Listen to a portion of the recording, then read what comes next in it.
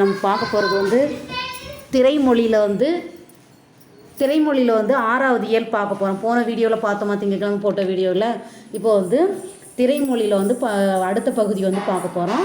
இப்போ வந்து சார்லி சாப்ளினோட வாழ்க்கையை பற்றி பார்க்க போகிறோம். சரியா? பக்க எண் வந்து 132 எடுத்துக்கோ. லண்டனில் பிறந்த சாப்ளின் வறுமையின் மடியில் வளர்ந்தவர். வறுமைன்னா கஷ்டப்பட்டு வாழ்ந்திருக்காரு. சரியா? அடுத்தது வந்து வறுமை வலியை மறக்கடிக்க கதைகள் சொன்னார். தன்னோட வறுமையை வந்து மறக்கிறதுக்காகத்தான் நிறைய கதைகள் சொல்லியிருக்கார். அதன் மூலம் ஒரு கலைஞனாக அவர் சிதற்கப்பட்டார். அந்த வறுமையை போக்குறதுக்கு தான் கதை சொல்லியிருக்காரு. அதன் மூலம் தான் அவர் ஒரு கலைஞனாக மாறியிருக்கார், செதுக்கப்பட்டிருக்காரு. சரியா? அடுத்து என்ன அப்படின்னா, மேடையில் பாடி பிழைத்த அம்மாவின் குரல் கெட்டுவிட சிறுவனான சாப்ளின் மேடை ஏறி ஆடிப்பாடி அசத்தினார்.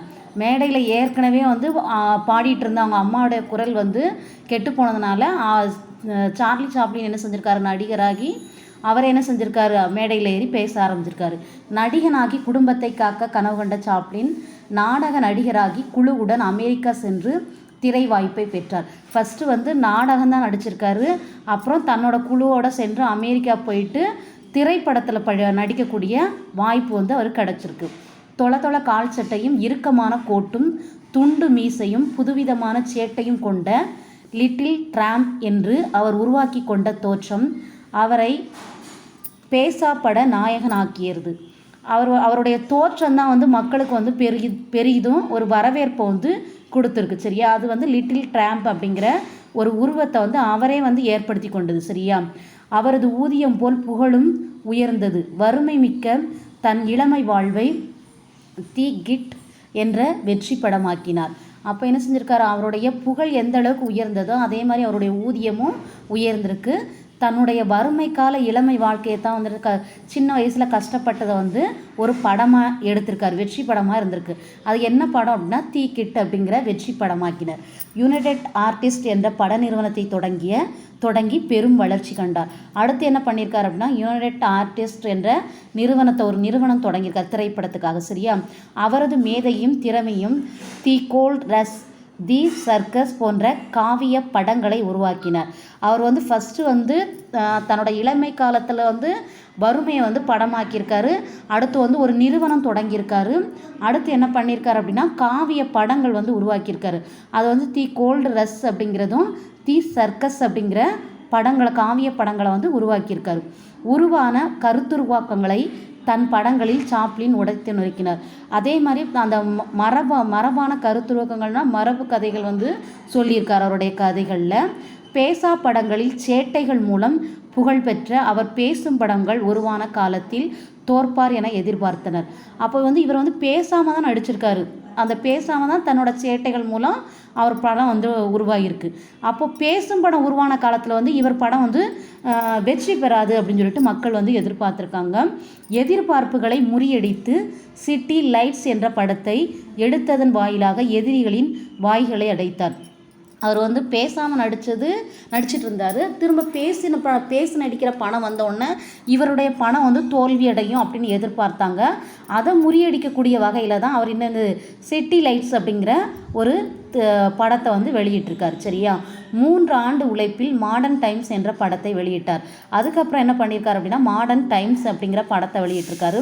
இதில் அன்றைய தொழில்மய உலகின் கேடுகளை விமர்சனம் செய்தார். இந்த மாடர்ன் டைம்ஸ் என்னத்தை சொல்லுது அப்படின்னா, அந்த படத்தில் அன்றைய காலத்தில் உள்ள தொழிலில் ஏற்படக்கூடிய கேடுகளை வந்து விமர்சனம் செஞ்சு அந்த படத்தை வந்து எடுத்திருக்காரு.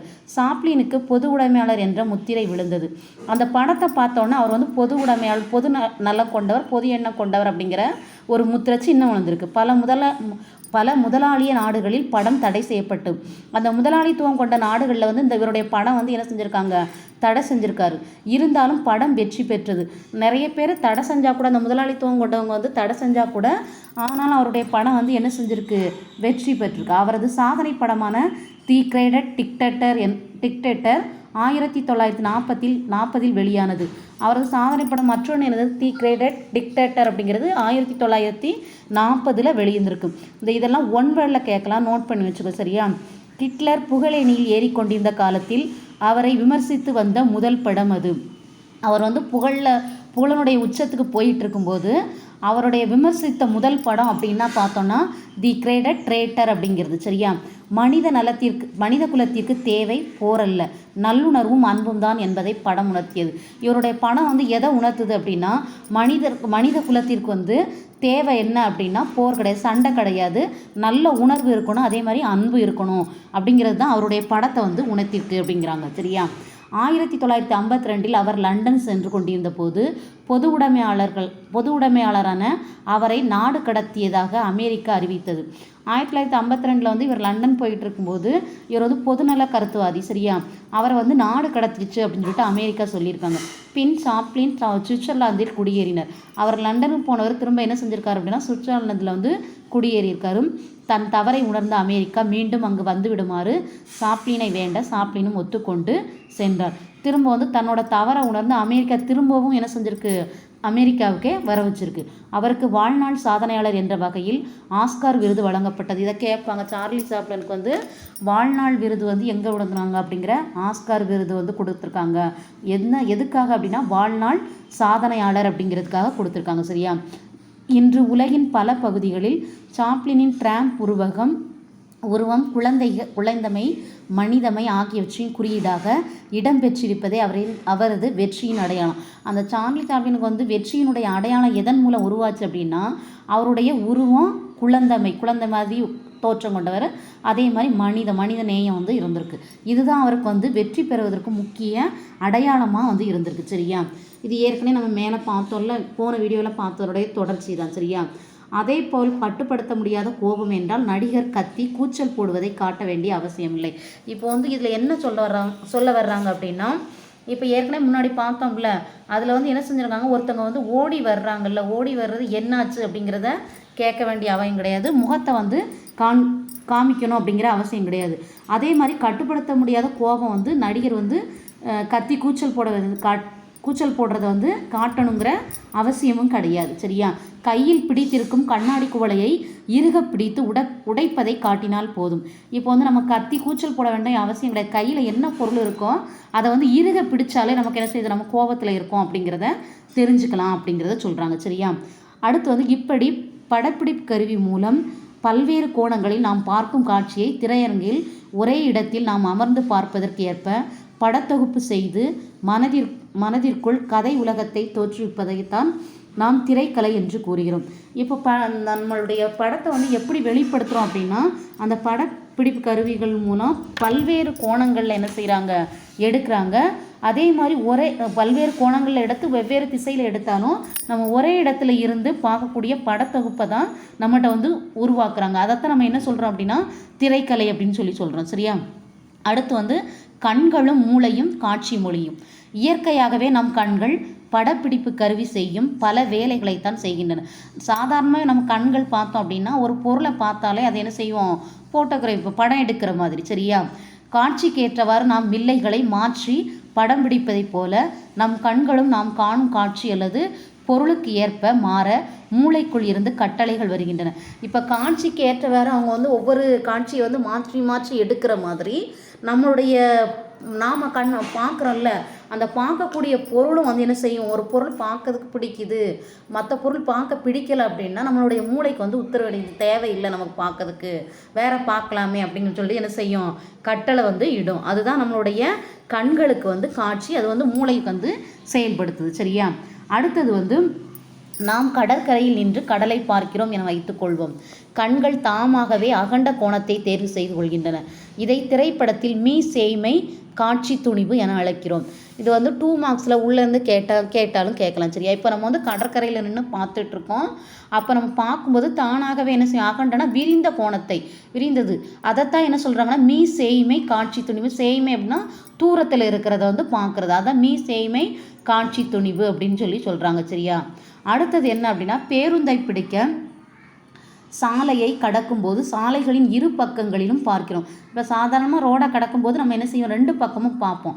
அப்போது நம் கண்கள் இன்னும் கொஞ்சம் சுருங்கி பொருள்கள் அசைவதை தொலைவில் இருந்து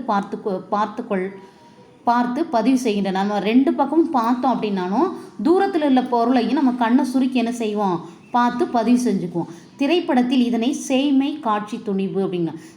சேய்மை அப்படின்னாலே தூரமாக இருக்கிறத தான் சொல்கிறது, அதுதான் சேய்மை காட்சி துணிவு. இப்போ ரோடை கிராஸ் பண்ண போகிறோம் அப்படின்னா நம்ம 2 பக்கமும் பார்ப்போம், அதே சமயம் தூரத்தில் இருக்கக்கூடிய பொருளையும் பார்ப்போம். அப்படி பார்க்கறது தான் சேய்மை காட்சி துணிவு அப்படின்னு சொல்கிறாங்க. சரியா? அடுத்து பேருந்து விட்டு இறங்கி நாம் தெருவுக்குள் நடந்து வரும்போது எதிர்ப்படும் ஆட்களை நாம் இடுப்பு அளவில் மட்டுமே கவனப்படுத்துகிறோம். இங்கு கண் ஆளை முழுதாய் பார்த்தாலும் நம் கவனம் இடுப்பு வரை மட்டுமே எடுத்துக்கொள்கிறது. இதை நடுக்காட்சி துணிவு என்கிறோம். இப்போ நடுக்காட்சி துணிவு அப்படின்னா என்ன அப்படின்னா, இப்போ நம்ம பஸ்ஸை விட்டு இறங்கி நடந்து வரும்போது எதிரில் வரக்கூடிய அந்த மனிதர்கள் வந்து நம்ம என்ன செய்வோம், முழுவதும் பார்க்க மாட்டோம், இடுப்பளவு தான் என்ன செய்வோம், பார்ப்போம். அதுக்கு பேர் தான் என்னது, நடுக்காட்சி துணிவு அப்படின்னு சொல்கிறோம். சரியா? வீட்டிற்குள் நுழைந்து அம்மாவின் முகத்தை பார்க்கிறோம். அம்மாவின் முகம் மட்டுமே நமக்குள் பதிவாகிறது. இது அண்மை காட்சி துணிவு. அண்மை காட்சி துணிவுனா பக்கத்தில் நம்ம வீட்டுக்குள்ளே போன உடனே யாரை பார்க்குறோம் அப்படின்னா அம்மாவை பார்க்குறோம். அம்மாவை எப்படி பார்க்குறோம் அப்படின்னா முகத்தை மட்டும்தான் பார்க்குறோம். அப்படி பார்க்குறது தான் என்ன பேர் அப்படின்னா அண்மை காட்சி துணிவு அப்படின்னு சொல்கிறோம். சரியா? அடுத்தது என்ன அப்படின்னா அம்மாவின் முகம் மட்டுமே நமக்குள் பதிவாகிறது. இது அண்மை காட்சி துணிவு. காலில் இருந்து செருப்பை கழற்றி வாசலில் விடும்போது கண் கீழே குனிந்து செருப்பை மட்டும் பார்க்கிறது. இது அண்மை காட்சி துணிவு. இப்போ அண்மை காட்சி துணிவு அப்படின்னா நம்ம வாசலில் வரும்போது செருப்பை கழட்டி விடுறோம். அப்படி கழட்டி விடும்போது கீழே குனிஞ்சு நம்ம செருப்பை மட்டும்தான் பார்க்குது. இதுக்கு பேர் தான் என்ன அப்படின்னா அண்மை காட்சி துணிவு அப்படின்னு சொல்கிறோம். சரியா? அடுத்து வந்து ஒரு இடத்தில் இருந்து வீட்டுக்கு திரும்பும் 1 மணி நேர பயணத்தை 5 காட்சி துணிவுகளாக 20 நொடிகளில் நம்மால் பார்வையாளர்களிடம் உணர்த்த முடிகிறது.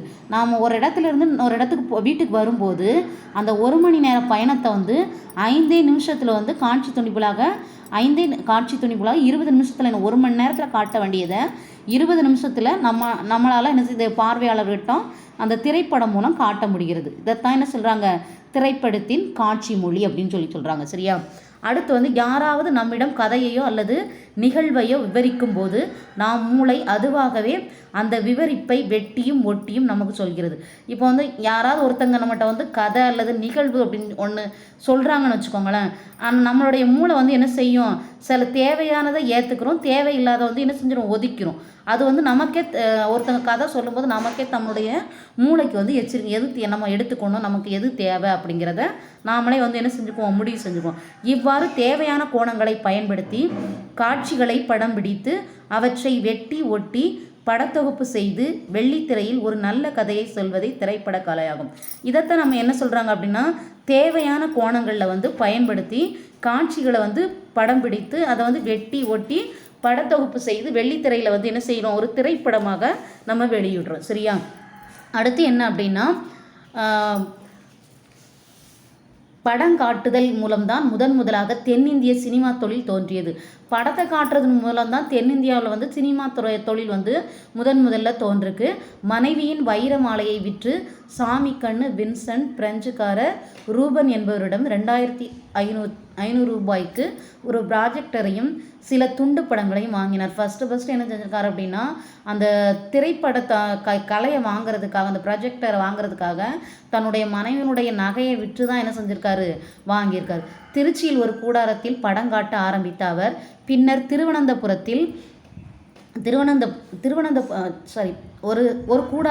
திருச்சியில் ஒரு கூடாரத்தில் படம் காட்ட ஆரம்பித்த அவர் பின்னர் திருவனந்தபுரம், மதுரை நகர்களில் முகாமிட்டு மதராஸுக்கு வந்து காட்சிகளை நடத்தினார். ஃபஸ்ட்டு வந்து திருவனந்தபுரத்தில் தான் அவர் என்ன செஞ்சுருக்காரு அப்படின்னா அந்த சில துண்டு படங்களை வந்து காமிச்சிருக்காரு. அப்புறம் தான் என்ன செஞ்சுருக்காரு, மதுரை திருவனந்தபுரம் முகாம்னா சின்னதாக என்ன கூடாரம் அமைச்சு தங்கியிருக்காங்க. அப்புறம் தான் என்ன மதராஸ் அப்படின்னா மெட்ராஸ்க்கு வந்திருக்காங்க. சரியா? அங்கிருந்து வடக்கே சென்று பெஷாவர், லாகூர், பின்னர் லக்னோ நகரங்களில் படக்காட்சிகள் நடத்திவிட்டு 1909 மதராஸ் திரும்பினார். அதுக்கப்புறம் என்ன பண்ணியிருக்காங்க அப்படின்னா பெஷாவர், லாகூர், லக்னோ ஆகிய நகரங்களுக்கு போய் படக்காட்சி நடத்திட்டு அப்புறம் தான் என்ன செஞ்சுருக்காங்க அப்படின்னா மெட்ராஸ் திரும்பினார். அங்கே எஸ்பிளேட்டில் இன்றைய பாரிஸ் அருகே கூடாரம் போட்டு சலன படங்களை திரையிட்டார். அங்கே இருக்கும்போது அப்படின்னா எந்த இடத்துல வந்து எஸ்பிளேனேட்டில் அப்படிங்கிற இடத்துல வந்து என்ன செஞ்சுருக்காங்க அப்படின்னா கூடாரம் அப்படின்னா ஒரு 2 மார்க் போட்டு அங்கே தங்கி சலன படங்கள் அப்படின்னா நமக்கு வந்து உணர்ச்சிகள் ஏற்படும்ல, அதுதான் என்ன சொல்கிறது சலனம் அப்படிங்கிறது. அப்படிப்பட்ட படத்தை வந்து வெளியிட்டிருக்காங்க. சரியா? சென்னையில் இருக்கும்போது சினிமா தொழிலை இங்கு நிறுவ ஒரு முக்கியமான அடியெடுத்து வைத்தவர். சென்னையில் இருந்தபோது சினிமா தொழிலில் வந்து நிறுவறதுக்கு வந்து ஒரு முக்கியமாக அடியெடுத்து வைத்தவர் இவரையும் சொல்லலாம் அப்படிங்கிறாங்க. ப்ராஜெக்டரை இறக்குமதி செய்து விற்க ஆரம்பித்தார். அவர் வந்து வந்து துண்டு படங்களை வெளியிடுறதுக்கு தான் அந்த ப்ராஜெக்டர் வந்து வாங்கினார். அப்புறம் அவரே அந்த ப்ராஜெக்டரை வந்து வாங்கி விற்க ஆரம்பிச்சிருக்காரு. சரியா? இதனால் புதிய திரையரங்குகள் வர ஏதுவாயிற்று. இதன் மூலம் தான் புதுசாக என்னது திரையரங்குகள் வந்து உருவாக வந்து நமக்கு வந்து ஆரம்பிச்சிருக்கு அப்படின்னு சொல்கிறாங்க. சரியா? இப்போ வந்து நம்ம வந்து இந்த வீடியோவில் வந்து வேலைக்கிழமை அனுப்புகிறோம். ரிவிஷன் தான், நீ கொஸ்டின் ஆன்சர் எதையும் எழுத வேண்டாம். ஒன் வேர்டு வந்து படிச்சுக்கோ. இதில் வந்து ஒன் வேர்டு வந்து கேட்பாங்க. சரியா? கூகுள் கிளாஸில் எதுவும் அனுப்ப வேண்டாம், வீடியோ மாத்திரம் பார்த்துக்கோ. சரி மாணவர்களை, மீண்டும் பார்க்கலாம்.